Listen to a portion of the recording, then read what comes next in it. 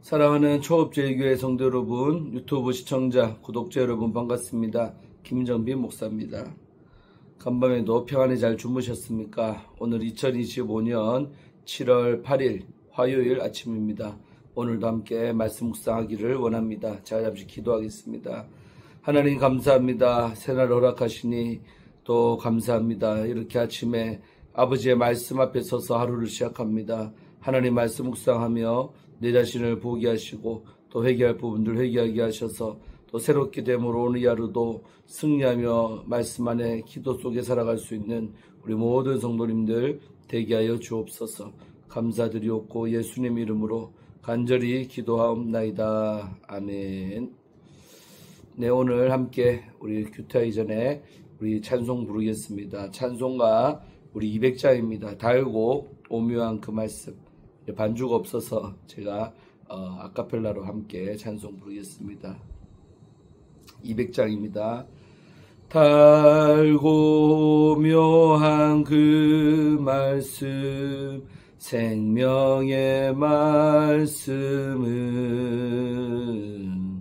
귀한 그 말씀 진실로 생명의 말씀이 나의 길과 믿음 밝히 보여주니 아름답고 귀한 말씀 생명샘이로다.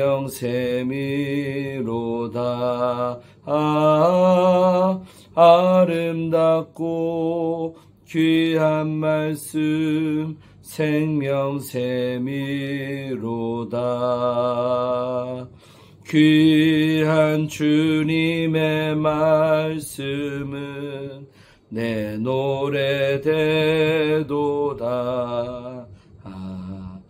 모든 사람은 살리는 생명의 말씀을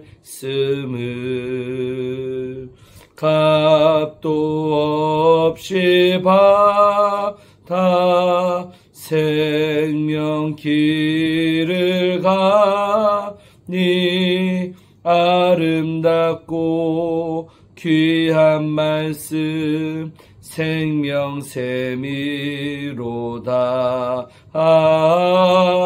아름답고 귀한 말씀 생명샘이로다. 널리 울리어 퍼지는 생명의 말씀은 마음의 용서와 평안을 골고루 주나니 다만 예수 말씀 듣고 복을 받네.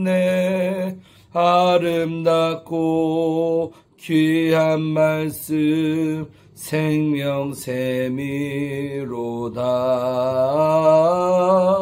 아름답고 귀한 말씀 생명샘이로다. 아멘.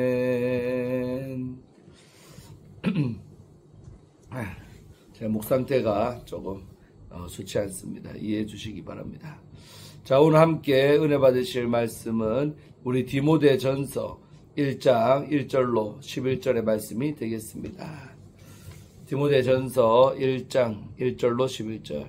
제가 개역 개정판으로 한번 읽고 또 우리말 성경으로 다시 한번 읽도록 하겠습니다. 우리 구주 하나님과 우리의 소망이신 그리스도 예수의 명령을 따라 그리스도 예수의 사도된 바울은 믿음 안에서 참아들 된 디모데에게 편지하노니 하나님 아버지와 그리스도 예수 우리 주께로부터 은혜와 긍휼과 평강이 내게 있을지어다. 내가 마게도냐로 갈 때에 너를 권하여 에베소에 머물라고 한 것은 어떤 사람들을 명하여 다른 교훈을 가르치지 말며 신하와 끝없는 족보에 몰두하지 말게 하려 함이라. 이런 것은 믿음 안에 있는 하나님의 경륜을 이룸보다 도리어 변론을 내는 것이라. 이 교훈의 목적은 청결한 마음과 선한 양심과 거짓 없는 믿음에서 나오는 사랑이거늘.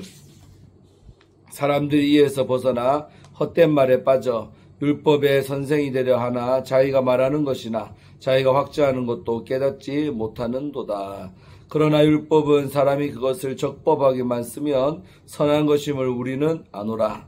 알 것은 이것이니 율법은 옳은 사람을 위하여 세운 것이 아니요 오직 불법한 자와 복종하지 아니하는 자와 경건하지 아니한 자와 개인과 거룩하지 아니한 자와 망령된 자와 아버지를 죽이는 자와 어머니를 죽이는 자와 살인하는 자며 음행하는 자와 남성하는 자와 인신매매를 하는 자와 거짓말하는 자와 거짓 맹세하는 자와 기타 바른 교훈을 거스르는 자를 위함이니 이 교훈은 내게 맡기신 바 복되신 하나님의 영광의 복음을 따름이니라. 아멘.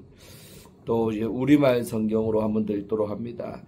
우리 구주 하나님과 우리의 소망이신 그리스도 예수의 명령을 따라 그리스도 예수의 사도된 바울은 믿음 안에서 참된 아들인 디모데에게 편지를 쓴다. 하나님 아버지와 그리스도 예수 우리 주께서 은혜와 긍휼과 평강을 내게 베푸시기를 빈다. 내가 마케도니아로 떠날 때 내게 당부한 대로 너는 에베소에 머물러 있어라. 이는 어떤 사람들을 명해 그들로 다른 교훈을 가르치지 못하게 하고 신하와 끝없는 족보의 마음을 빼앗기지 못하게 하기 위한 것이다. 이런 것들은 믿음 안에서 하나님의 경륜을 이루기보다는 오히려 쓸데없는 논쟁만을 불러일으킬 뿐이다. 이 명령의 목적은 깨끗한 마음과 선한 양심과 거짓 없는 믿음에서 나오는 사랑을 이루는 데 있다. 어떤 사람들은 이에서 벗어나 쓸데없는 논쟁에 빠졌다. 그들은 율법 선생이 되려 하지만 자기가 말하는 것이나 자기가 확신을 갖고 주장하는 것이 무엇인지 제대로 알지도 못한다. 그러나 우리가 아는 것은 어떤 사람이 율법을 바르게 사용한다면 그 율법은 선하다는 것이다. 율법은 의로운 사람을 위하여 세워진 것이 아니라 법을 어기는 사람과 불순종하는 사람과 경건하지 않은 사람과 죄인과 거룩하지 않은 사람과 세속적인 사람과 아버지를 죽인 사람과 어머니를 죽인 사람과 살인하는 사람과 음란한 짓을 하는 사람과 남색하는 사람과 사람을 유괴하는 사람과 거짓말하는 사람과 거짓 맹세를 하는 사람과 그 외에 건전한 교훈을 거스르는 사람 때문에 세워진 것이다. 내게 맡겨주신 이 교훈은 복되신 하나님의 영광스러운 복음을 따른 것이다. 아멘. 자, 오늘부터 우리가 디모데전서 말씀을 함께 우리 보도록 합니다. 자, 먼저 오늘도 본문 말씀을 한번 우리 분석해 보도록 먼저 하겠습니다. 자, 오늘 본문의 우리 계관은 바울은 오늘 1절에서 2절에서 인사로 편지를 시작하고 또 3절에서 11절에서 디모데에게 거짓 가르침에 관해 권면하고 있습니다. 먼저 우리 1절을 보면 바울의 자기소개가 나오고 있지요. 바울은 자신을 사도로 지칭하며 이 지위를 얻은 것이 인간의 결정이 아니라 하나님의 명령이라고 말하고 있습니다. 명령의 주체는 우리 에피타케를 수식하는 두 속격 명사, 즉 하나님과 그리스도 예수가 되겠습니다. 바울이 하나님을 우리 구주라고 부르는 표현은 우리 오늘 디모데 2장 3절, 또 4장 10절, 또 그 다음에 디도서에 보면 1장 3절, 2장 10절, 3장 4절에서 발견되지만 하나님을 구원의 주체로 묘사하는 경우는 그 외 다른 서신들에도 자주 우리 등장하고 있는 표현입니다. 그리스도 예수를 우리의 소망이라고 부르는 표현도 독특한데 바울의 다른 서신들에서 그리스도는 소망의 개념과 자주 연관되고 있습니다. 대표적으로 데살로니가전서 1장 3절, 또 고린도전서 15장 19절에서 20절 말씀, 로마서에서도 15장 12절에서 13절에 나오고 있죠. 자, 그리고 이제 2절은 디모데 소개와 이제 인사가 이 내용이 되겠습니다. 편지의 수신자는 디모데가 되겠습니다. 바울이 디모데를 믿음 안에서 참 아들이라고 부르는 것은 그가 바울을 아버지같이 따르고 또 바울에게 아들같이 돌봄을 받는 동력관계를 맺고 있다는 의미로 이렇게 보입니다. 참이라고 우리 형용사가 나오고 있는데 이제 헬라어로 그네시오스라는 이 형용사가 쓰여지는데 여기서 영적 의미로 디모데가 믿음 안에서 바로 바울 사도직의 합법적 계승자임을 의미하고 있는 것입니다. 적통이다 이거죠. 바울의 하나님 아버지와 그리스도 예수 우리 주는 바울이 성부 하나님과 성자 예수를 표현하는 전형적인 방식이 되겠습니다. 그 다음에 은혜와 평강은 바울의 인사에 늘 언급되고 있는 단어들이죠. 되는데 디모데 전후서에만 긍휼이 포함되고 있는 게 특징입니다. 긍휼이라는 단어는 이 디모데 전후서에서 인사말에서 쓰고 있다는 거죠. 그래서 은혜와 평강과 긍휼 이 세 가지가 있기를 축복하고 있죠. 자, 그 다음에 이제 3절 말씀은 뭐냐면 오늘 디모데에게 맡겨진 의무가 있다는 것입니다. 맡겨진 의무. 현재 디모데가 에베소에 있는 이유는 바울이 마게도냐로 갈 때 디모데에게 에베소에 머무르라고 권했기 때문에 그 명령을 따라 이 디모데가 에베소에 있는 것입니다. 그 이유는 어떤 사람들이 다른 교훈을 가르치지 못하도록 경계하기 위해서 디모데를 남겨뒀다는 거죠. 그래서 우리 동사 헤테로디 다스칼레오는 다른 것을 가르치다라는 뜻으로 잘못된 복음을 가르치는 행위를 가르치고 있다. 그런 것을 막으라고 에베소의 디모데를 바울이 남겨뒀다라는 것입니다. 자, 4절 말씀은 뭐냐? 다른 교훈의 특징 첫 번째가 나오고 있죠. 4절에서. 그래서 잘못된 가르침의 내용은 신화와 끝없는 족보에 관한 것입니다.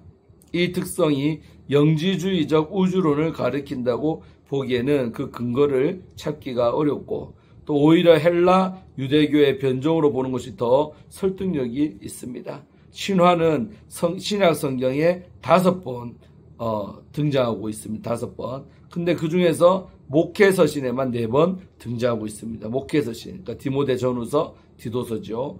그래서 디도서 1장 14절은 이 신화를 유대교적이라고 명시하며 또 디모데 전서에서도 율법과 연결을 시키고 있죠. 오늘 7절에서 9절 말씀.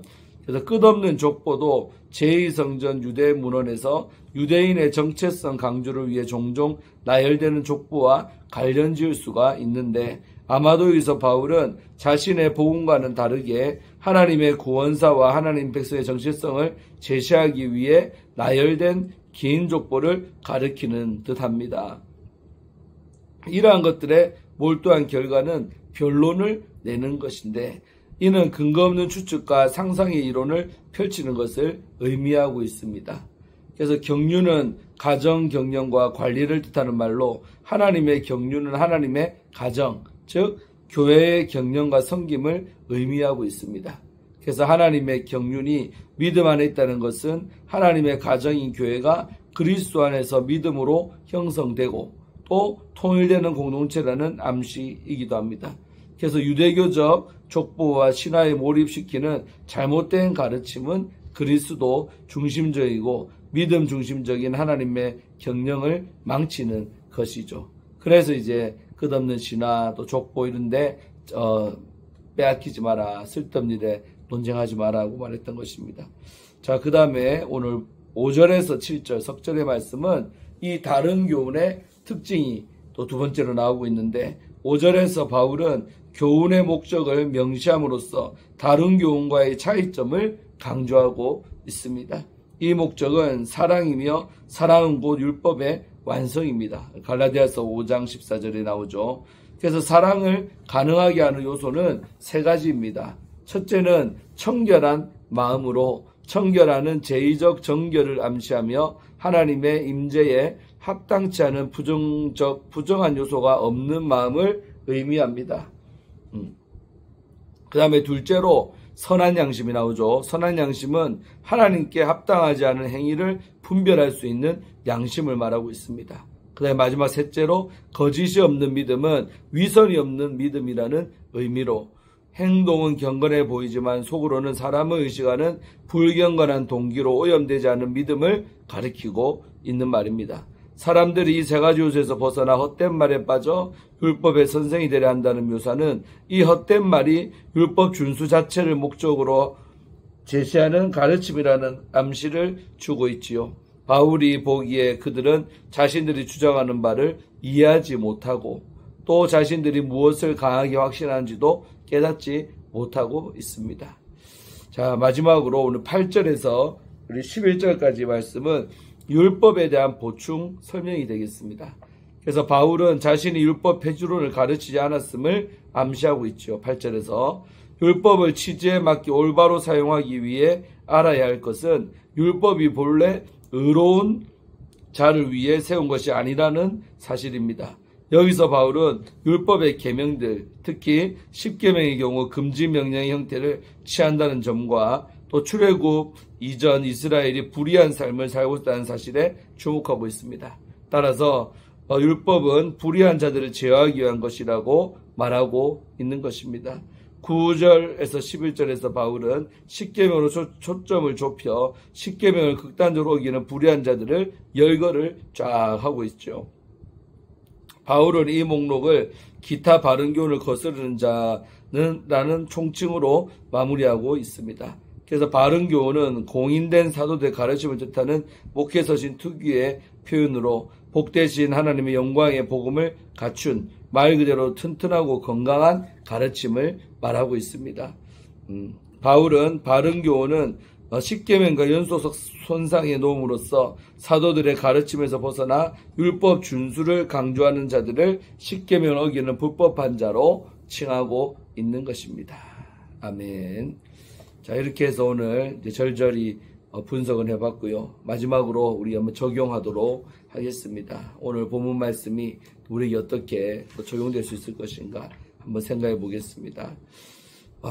백신은 우리 몸의 면역력을 강화해 바이러스의 치명적 위협으로부터 우리를 보호해주는 역할을 하죠. 백신. 신앙도 마찬가지입니다. 거짓 가르침이라는 영적 바이러스가 우리 주변에 퍼질 때 우리는 바른 교훈으로 자신과 공동체를 지켜야 합니다. 오늘 말씀은 바른 믿음을 지키며 살아가야 할 우리 모두의 사명을 다시 한번 생각하게 만드는 본문이 되겠습니다. 바울이 디모데를 에베소에다가 머물게 한 것은 에베소 교회 안에 거짓 교훈들이 퍼지고 있었기 때문입니다. 3절에 나왔죠. 이런 교훈들을 신화와 끝없는 족보에 몰두하게 하여 성도들의 신앙을 혼란스럽게 만들었습니다. 그래서 디모데는 거짓 교사들을 가르치는 자리에서 서지 못하게 하고 복음의 순수성을 지키는 파수꾼의 역할을 감당해야 했습니다. 교회는 항상 바른 교훈 위에 서야 하며 성도는 그 진리를 지키는 책임을 함께 나눠야 합니다. 우리의 역할은 진리를 혼탁하게 만드는 요소들을 걸러내고 복음의 빛을 밝히는 것이 우리의 사명이라고 할 수 있죠. 그래서 디모데가 힘써 세워야 할 바른 교훈의 목적은 청결한 마음, 선한 양심, 또 거짓 없는 믿음에서 나오는 사랑입니다. 오늘 5절에 나왔었죠. 사랑은 단순한 감정이 아니라 복음에서 나오는 실천입니다. 말이 많고 논쟁이 가득한 공동체보다 사랑이 넘치는 공동체가 하나님 나라에 더 가까운 공동체입니다. 비판과 정죄보다 서로를 세우는 사랑의 말과 행동이 더 큰 능력이 됩니다. 모든 성도는 공동체 안에서 사랑의 지킴이로 부름을 받은 것입니다. 사랑의 공동체가 돼야 된다는 거죠. 우리 초업제일교회도 이런 사랑의 공동체가 되기를 주의 이름으로 축원드립니다. 우리 모든 유튜브를 통해 보시는 성도님들의 섬기는 교회도 사랑이 넘치는 그런 공동체가 되기를 축원드리겠습니다. 바울은 에베소 교회 안에 있던 영적 위기를 지적하고 있습니다. 어떤 사람들은 자신이 말하는 것이 무엇인지조차 모르면서 율법의 선생이 되려고 했습니다. 7절에 나오죠. 그들은 자신을 드러내고자 교사 자리에 서려 했고 결국 헛된 말을 퍼뜨리며 공동체를 어지럽혔습니다. 가르침은 영혼을 살리기도 하지만 잘못된 가르침은 공동체 전체를 병들게 합니다. 자격 없는 자가 앞에 서면 맹인이 맹인을 인도하는 꼴이 됩니다. 성도는 교회 안에서 바로 잘못된 교훈과 명예욕에 의한 섬김이 자리 잡지 못하도록 지혜롭게 경계해야 합니다. 잘 배우는 게 중요한 거죠. 자, 율법은 구원의 수단이 아니라 죄를 일깨우는 도구입니다. 우리 8절에 나오죠. 율법을 바르게 사용하는 사람들은 자신이 죄인임을 깨닫고 하나님 앞에 나아가게 됩니다. 반면 율법을 남을 정죄하거나 자기 의를 드러내는데 사용하면 그것은 복음의 본질에서 벗어나는 일입니다. 말씀은 남을 다그치기 위한 도구가 아니라 우리 자신부터 변화시키는 하나님의 음성입니다. 할렐루야. 말씀 앞에 자신을 먼저 세우며 겸손히 순종하는 마음으로 반응합시다. 그렇지요. 우리 아침마다 큐티하는 것도 하나님 말씀이라는 거울 앞에 서기 위함이고 또 그 말씀 앞에 내가 겸손하게 순종하며 살기 위해 큐티하는 줄로 믿습니다. 바울은 자신에게 맡겨진 교훈이 복되신 하나님의 영광의 복음을 따른다고 우리는 11절에서 고백하고 있지요. 바른 교훈은 언제나 복음에서 시작되고 복음으로 완성됩니다. 그래서 복음은 죄인을 구원하고 인생을 새롭게 하며 공동체를 하나 되게 하는 하나님의 능력입니다. 믿습니까? 성도는 복음을 통해 부름을 받았고 복음을 따라 살아가야 하는 것입니다. 우리의 말과 행동이 복음을 흐리지 않도록 우리는 주의해야 되겠습니다. 바울처럼 우리도 맡은 자리에서 복음을 따라야 할 복음의 청지기입니다. 바른 교훈은 교회를 지탱하는 기둥이며 복음은 지식이 아니라 사랑으로 실천되어야 할 진리입니다. 율법도 정죄가 아닌 회개를 이끄는 도구입니다. 디모데처럼 우리도 각자의 자리에서 복음을 기준 삼아 거짓 가르침을 분별하고 공동체를 지켜야 합니다. 복음을 붙들고 바른 믿음 안에서 살아가는 것이 오늘 우리에게 주어진 사명인 줄로 믿습니다. 아멘. 오늘 여기까지 우리 함께 보도록 하겠습니다. 오늘부터 우리가 목회서 신인 디모데 전서를 이렇게 보는데 은혜가 될 것입니다. 한 주간 내내 이 말씀 보면서 또 교회를 한번 다시 돌아보고 생각할 수 있는 시간이 될 것입니다. 그래서 교회는 진리의 기둥의 터 위에 섰다잖아요. 그러니까 하나님 말씀이 반듯하게 전파되고 또 말씀 위에 믿음 살아가는 것이 제일로 중요합니다. 오늘날도 이단이 얼마나 휘행합니까? 그래서 잘못된 가르침을 배우거나 접하면 큰일 나는 것입니다. 그래서 우리 날마다 이렇게 말씀 앞에 서서 큐티하는 목적도 그런 데 있는 거죠. 그래서 말씀의 반석 위에서 선 성도가 될 때 튼튼하게 또 병들지 않게 건강한 믿음 생활을 하게 될 줄로 믿습니다. 자, 기도하고 오늘 말씀 묵상 마치도록 합니다. 하나님 아버지 감사합니다. 오늘도 이 아침에 아버지의 말씀을 묵상하게 하시니 감사를 드립니다. 오늘도 말씀 앞에 서서 우리 자신의 모습을 살펴보게 하시니 감사합니다. 아버지 하나님, 우리가 섬기는 이 교회 또 내 개인의 신앙도 정말로 바른 교훈 위에 우리의 믿음에 우리가 잘 설 수 있도록 도와주시고 또 잘못된 가르침에 오염되지 아니하도록 잘못된 가르침에 또 속지 아니하도록 늘 분별하며 믿음살하는 말씀의 반석 위에 선 믿음살할 수 있도록 도와주시옵소서. 오늘 하루도 그런 말씀 잘 순종하며 죄뜻대로 살아갈 수 있는 저희들 될 줄로 믿습니다. 영광받아 주옵소서. 오늘 하루의 삶을 주께 모든 것을 의탁하옵고 예수님 이름으로 간절히 기도하옵나이다. 아멘. 할렐루야. 여러분 덕분에 어젯밤에 우리 정주시 수양관에서 첫날 첫 시간 또 집회 잘하고 오늘 오전 10시 반 또 저녁에는 7시 반부터 또 집회가 됩니다. 2번 인도하는데 잘 할 수 있도록 여러분의 기도해 주시기를 간절히 바랍니다. 저도 여기서 교회를 위해서 또 성도님들 위해서 더 많이 기도하고 은혜 잘 끼치고 또 오늘 돌아올 수 있도록 하겠습니다. 좋은 하루 되기를 바랍니다. 샬롬.